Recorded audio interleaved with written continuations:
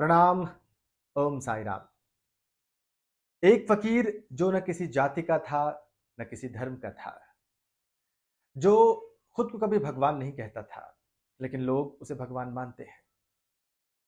तो क्या साईं बाबा सचमुच भगवान थे? क्या साईं बाबा सचमुच अवतार थे? कौन थे साईं बाबा? क्या वो एक संत थे? आज हम इसी को जानने का प्रयास करेंगे। मैं आपके साथ राजेंद्र देव। शिरडी में जब पहली बार 16 साल का एक लड़का आया तो लोगों ने उसे पागल समझा। वो 16 साल का लड़का खामोश रहता था, एक पेड़ के नीचे बैठा रहता था।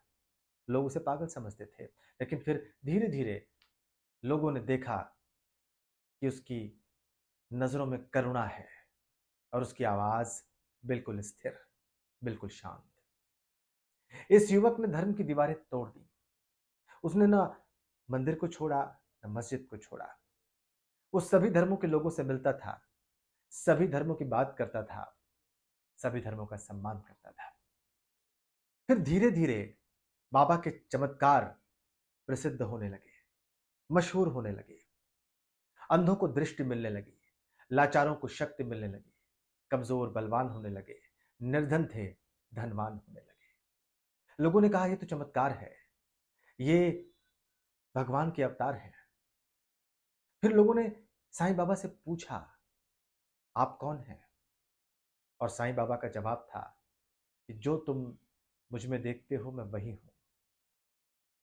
मैं कोई भगवान का अवतार नहीं। जो तुम्हारी दृष्टि है, जैसी तुम्हारी दृष्टि है, तुम मुझे वैसा ही पाओगे।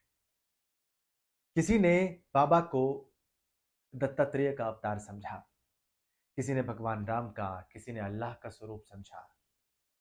लोगों ने उन्हें तरह तरीके से देखा, लेकिन उन्होंने कभी खुद को कुछ नहीं कहा।